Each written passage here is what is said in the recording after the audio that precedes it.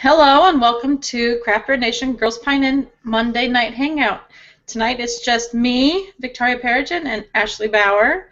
Small Hello. little group, but we're going to talk about whales or rare beers and how that may or may not be affecting the craft beer community or the industry or brewers. So I'm not really all that read up on whales. I mean, we hear about the releases and we hear about them on social media. So what do you think, Ashley? What do you think about whale beers? Well, I know all the hipster kids go after the whales. Yep, for sure. I say that in a nice way, of course. I love the hipster kids. Mm-hmm. But, they're usually brewery release beers. We had one recently here in South Carolina. Westbrook does their Mexican cake, and they had a barrel-aged Mexican cake release. They were charging $30 a bottle, limit 8 bottles. People are actually going out of their way to hire people on Craigslist to get in line with them and be their quote-unquote mule. Oh boy, And that's buy them. serious. Yes. So these things can get kind of crazy. What's the craziest that you've ever heard of a beer going for a brewery release like that? Like being sold afterwards. I've overheard some people talk about a particular beer, and I have no idea what beer this is. This is way out of my league. But some beer that people will spend, I don't know, $200 or $300 worth of shelf beer to get in trade. And Wow. just for one bottle of beer. And the beer itself is maybe a $20 or $30 beer at the brewery release, but because it's so rare, people will have no problem trading $200 or $300 worth of shelf beer for. So, and good shelf beer, not just anything. Right. Kind of stuff that's hard to come by and localized. That's crazy. Mm, I guess I'm just really not in that mindset that I have to go after those kind of beers. And none of the people that I really hang out with are either that I know of, or if they do, then I don't know about it. right. Not in my budget to be spending that kind of money on a beer, no matter how good it is. No, I mean, when at the end of the day, I think it's just beer. There's certain beers that are really awesome and great and wonderful and all that, but there's a certain level of great, and then to me, you can't really surpass that. It's, you know, It's just beer yeah, it's at just the end of something the you day. can't get. So Hmm. it's still good stuff, and there's still some amazing beer that's sitting on the shelf right now at the bottle shop. That's only $8 for a 6-pack. So Yeah, exactly. So how do you think, in your opinion, how do you think that these kind of things affect brewers? Do you think it's a negative thing? Do you think it's a positive thing? it's good and it's bad. It really depends on how they handle it. With the Hunapu Day this past year and the drama that went down with that, I think that they did the best they could with it, but there was still a lot of negativity surrounding that situation. And Hunapu is one of those wells where people trade crazy stuff for it. So Hmm. Yeah, I can see that it could cause problems for brewers and maybe give them a bad name or give them a bad reputation on social media with people inflating the prices and then, like you yeah, said, mules, kind of getting all the beer and then charging other people, innocent people, 20 times the retail price for it. exactly. I mean, the flip side of it is a place like Westbrook, their stuff is taken off so much that now, I can trade their white tie or their IPA and people actually want it because they've heard about it now. But Hmm. that's more of a trader side thing than an actual brewery side thing. Now, they could potentially go out and expand in different regions and maybe do some good sales because of it, but I think the trader market is a different market than the actual retail market. Like, you're just getting a certain Yeah, sliver of people that are willing to trade beer. That's not necessarily explaining what the whole market would do. So, exactly. But when you get people that trade stuff like that, then those people are asking for those beers to come to their area maybe that might not have even heard about it before. right. So maybe it helps get the word out, but maybe in the positive side of things, but maybe the cost that people, the black market part of it is detrimental to the brewers. Right, and I think it's not quite a well because you can get it relatively easily in Northern California, but Pliny the Elder. You Yeah. know, I've seen people say they were paying 15 and 20 bucks a bottle for that beer, and you can go and get it over in Northern California for $5. Mhm. And that's just crazy Yeah. because people are marking it up. Mhm. Yeah. See, I'm not that far from California, and I still can't get it here. Yeah, that's right. They do sometimes distribute Arizona, don't they? Not that I've No. ever seen. Oh, Yep. Not that I've ever seen. Usually, people who get it here have someone bring it to them, or they right. can get it on vacation or something. Yeah, because they're not that far from California. Right. Right. So, I mean, I understand why breweries put out these limited releases and special releases because, you don't have space for brewing everything you want all the time in huge production quantities, but Right. it makes it difficult for the fans to everyone to get some of it. Yeah, supply and demand, and at the same time, the Westbrook, for instance, again, they had the $30 bottles. Maybe it wouldn't necessarily have been $30 a bottle worth of beer, but people were willing to pay it because the supply was so limited. And I mean, people wanted all over the country. There were people lining up for trade on that beer 6 months before it was ever released, Mhm. which is ridiculous, but it is what it is. Yep. And then, you have the people who are charging the ridiculous amounts of money for those beers. So someone else is profiting from the brewer's hard work. Yeah. Now, I don't personally know of anybody. I mean, I guess I just haven't encountered it that actually financially profiting from beer. Mhm. Usually it's a trade, but they'll end up trading crazy dollars worth of beer for the one beer. hmm Well, I've heard of like black market bottle shops. Not that I know of any personally, but I've heard about it and I've read some articles about it. So it's an issue. It's definitely it's out there. Yeah. I just don't know of any. I don't have any personal experience with it, and I don't know of anybody in my area that does that kind of thing. Yeah, they must keep it on the DL. Yeah, they must. So yeah, I'm just not willing to pay that kind of money for, like you said, it's just beer at the end of the day. Right. And Have you like ever you had a well beer? A beer that no, was considered a well? Never? not, nope, nothing that crazy. And I guess, like you said earlier today, you can always brew what you want. yes, I like to bring my own. But I guess my first one would have been Dark Lord from Three Floyds, 2005. There was a fellow who went to Dark Lord Day every year, and he brought 2 bottles to share with our whole homebrew club, which was Very 30 nice. people, 2 bottles, so I only got like that much. But it was so good. Yeah. Yep. Nope. I don't think I've ever had anything that would be considered a whale beer. Nothing like that. Nope. I just don't know those people, I guess. Yeah.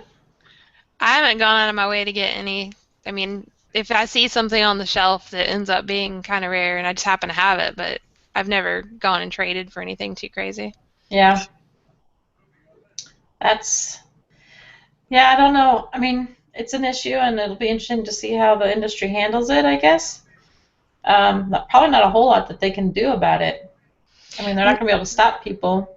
Yeah, and I mean, you could brew more, but what if you brew more and then because now you have a bunch, it's not considered a big deal anymore and it just sits there? Yep, that's true. That's true. And wasn't there another brewery that we just recently talked about on Pints and Quarts that had a release day and they didn't put a limit on it and it really bit them in the rear? No, I'm sure. I don't know. I can't remember who it was now. Surely you would put a limit on it. Yeah, they forgot to, I guess. Oh, that would end poorly. Yep, so they ran out. Yeah, Yeah. the first 10 people in line get 10 cases apiece and it's gone. Mm-hmm. Exactly. Yep. So yeah, I guess places like eBay are cracking down on this kind of thing, but it'll continue. Yeah, I don't want to pay $70 for a pen that happens to come with a Dark Lord. That's just not my style. Yeah, exactly. I agree. Even if it 100%. is that vanilla bean variant that everybody talks about. Or that Mexican cake that doesn't come this way. Yeah, I don't need the tequila barrel aged one that badly. I don't need it. Or the rum barrel pumpkin that's out right now. Oh yeah, the rum barrel pumpkin. Gotta have Yep, that. for sure. So, on Black Friday, I only bought one thing. Ooh, very nice. Yep, That's very pretty. my first. Woohoo! So, it's kind of Awesome. cool. It's very pretty. I'll have to get some beer in it. Yes, you should. So what events have you got coming up for South Carolina Girls Pint Out? This Thursday, both the Columbia chapter and the Charleston chapter have beer and cookie pairings. That sounds yummy. 4 cookies and 4 beers. I know my chapter has a keg cowboy here in Lexington, South Carolina, and the chef is going to be actually making the cookies for the event. Ooh, And then nice. they've expertly paired with 4 of their beers that they have on draft. So I know it's going to be awesome. They're going to do a good job. That sounds delicious. Yeah. So you're having it someplace that has a bakery or They just have a just a kitchen. restaurant? Oh, okay. Yeah, but he's a really talented chef, so I think pretty much anything we throw at him, he'd do a good job at. Definitely. That sounds yummy. What a great idea. Because Santa would prefer beer to milk for sure with his cookies. Yeah, in my house he would. That's for sure. Well, we have Tucson Girls Pint Out will be at Art on Tap this weekend, which is a art show and craft beer pairing at the Tucson Art Museum downtown. Really not, it's not an official thing, but we're pretty much going to be there, so it's kind of an event. And then the following weekend, we're brewing with a local brewery, Barrio Brewing, and they're going to brew a Girls Pint Stout. Oh, nice. Yeah, and we get to actually do the work, so this is going to be fun. Pretty excited about it. That's awesome. Yeah, it's going to be an Imperial Stout, and I can't wait. It's going to be fun. So this will be your second brew day in 3 months, right? Yep, we brewed with Didn't you guys 1055. do the apple pie one? Yep, we did that in October, or the end of September, and then this is our second one. Yeah. That's awesome. Hopefully we'll just, make the rounds with all the local breweries. Yeah. That'll be fun. Fantastic. Yeah. I'm looking forward to it. We'll see what happens with that one. Anything special with your Imperial Stout, or is it classic style? I'm thinking it's just a classic style. They are coming up with the recipe. Oh, good. So they're just going to name it after us. Oh, that's nice. I know. That's going to be fun. So Yeah. we'll have to go back when they tap it for sure. They're one of the older breweries in town, so it's kind of cool that they invited us to come brew with them. Good. I'm glad they're getting on board. Yep. Cool guys. What else have you got coming up for Girls Pint Out? That's going to be my last one until January. We'll have our annual beer and cheese pairing in January, most likely. That was a really big one last year. We had around 40 ladies last year. It was only our 5th or 6th event at that point. Cool. So then we have a nice fellow who wrote a book about beer, and he's going to come talk to us in late January. Oh, all right. February is our annual beer and chocolate pairing. So we'll do that the 1st or 2nd, somewhere in that range of days in February. I don't have a venue for that one yet, but we're talking to a local chocolatier so that we can incorporate some sort of localness to it. I'll have to get some notes with you about that one. That sounds like a fun event. Last year too, so I kind of like having these annual things that people can look forward to. Like I think we'll make the beer and cookie thing, an annual event too. Yeah. Yeah, definitely. That sounds like a lot of fun. Because these sort of things, you can't have enough beer and cheese or beer and chocolate or beer and cookies. I mean, they're wonderful. Nope, sure can't. I'd be there. So what are you drinking in your fancy new glass tonight? I brewed an alt beer October the 3rd, 4th, somewhere in there, and it's just now ready. Looks good. It's quite turned out really well. I enjoy it. I don't know how well it's going to score in competition this weekend. Are you entering it? I did. I entered it. Cool. I'm enjoying it. Did you have anything? Oh, yep, I do actually. I'm having Ninkasi's Imperial Stout. Oh, cool. Ah, That's yeah. awesome. Yeah. Their vanilla stout is really yummy. Their vanilla Otis. So I'm having this, and Oh, it's lovely. that looks lovely. I've only had an IPA by them. Which one did you have? It had a blue label. Not completely blue, but blue writing on it. Total Domination Yeah. or Tricera hops? I think it was Total Domination. Yeah, that's their basic one, and then Yeah. Tricera hops is their double IPA. I picked that up in May in California. They are relatively new to our area, so pretty excited to have some of their stuff. Yeah. So far, whatever I've had, I liked. I've heard they do good stuff. Yep, I like them. I enjoyed the IPA. Yes, it's very good. IPAs are always a favorite. This time of year, though, I like the stouts. Yeah, it is stout season for sure. I think that wells tend to be Russian Imperial Stouts, sours, and double IPAs. Probably, yep.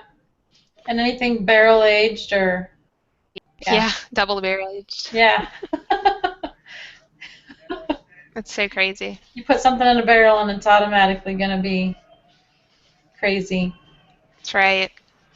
Yep. They're getting a little out there with the beers, and I mean it sells well, but they'll add multiple things, be it wild yeast, different adjuncts, different spices, throw it in a barrel, make it a little sour, all that good stuff. It's just Mhm. Yep. sometimes it seems a little over the top, but sometimes I just want to drink an alt beer. Sometimes you want something simple. Yeah, I agree. Even though it's 80 degrees outside today, I'm trying to pretend it's stout season. 80 degrees. Well, Wow. maybe mid 70s, maybe not quite 80. Yeah, we hit 73 today. I wasn't complaining. No, that sounds lovely. Perfect for December 1st. Yep. It got a Can't little complain. cloudy. It didn't rain. Oh, not gonna rain. So it's a great day. Lovely weather. I'm glad you guys warmed up a little bit. You guys are getting pretty cold. Yeah, we had that one day when I woke up to brew, and I mean Michael would give me crap about this, but it was 30 degrees when I woke up, and I said I'm not going to brew in 30 degrees. That's a little chilly. Yeah, Michael's in Minneapolis, Minnesota. He messaged me this morning. He's like, I can't give you any more degrees today. It's too cold here. It was like -2. Oh no. Like wow, -2. Yeah, no. That's not cool. Been there, done that. I don't miss it at all. That's ridiculous. Yes, it is. So anything more we want to say about whale beers and pros and cons? I don't know. I mean, I'm not against well beers necessarily. I wouldn't go out of my way to obtain them. They're nice, but I'm just as good with a solid shelf beer. Really, my requirements are just good beer. I want to drink good beer, Yep. and I don't have to spend buku bucks to do that. There's a lot of good beer on the market that's relatively reasonably priced, and I don't mind spending a little bit extra by any means, but Right. not $200 worth of beer for one bottle. That's just That's silly. or standing in line. Yeah, I'll brew my own before that happens. Yeah. Yeah, that's just not my thing. I understand the people that I guess get a kick out of that stuff. It's, the whole Black Friday kind of mentality with the beer, but I'd rather not. I'll pass. There's plenty of good beer in the store and in my local breweries that I can go and get and I don't have to stand in line for. Standing in line can be fun. Yeah. Um, there's one I've always wanted to go to up in Winston-Salem by a brewery called Foothills, Mhm. Sexual Chocolate, and Oh yeah. they have barrel-aged sexual chocolate in the summer. And I mean, the beer's all right, but I've heard really good stories about standing in line and everybody bottle sharing, and it's more about the experience than the beer. Yeah, that'd be more like a big tailgate party or something. Yeah. And when it's like that, it's fine. It's just when it gets out of hand that Yeah. I guess the more beer geeks we get, the more likely it is to get out of hand. That's probably one of the disadvantages of getting the whole world turned on to craft beer. Is there's less of it to go around for everybody when they do Exactly. limited releases. Right. And then it just gets crazy. Hmm. But then, you have more breweries doing cool stuff, and it all just feeds on itself, I think. Right. Yeah, as long as we keep it up all across the board, it's not so bad. Hmm. Just breweries keep making good beer. That's the important thing. Yes, exactly. And you keep consumers keep supporting their local breweries so that they can. Exactly. Yep, I'm all for that. Well, cool. Yeah, so there we go. That's our show tonight Yeah, it's short, on but whale beers. Short yeah. and sweet. So you can find Craft Beer Nation on craftbeernation.org, and we are on Stitcher, iTunes. You can listen to our podcast. We have our Friday night hangouts. We have our Pints and Quarts on Thursday nights, and we are always on Instagram, Twitter, and Google Plus in the community. So I hope you come and check us out. Thanks for joining us, and thanks for listening, and we'll see you next time on Girls Pine Inn. Cheers! Cheers.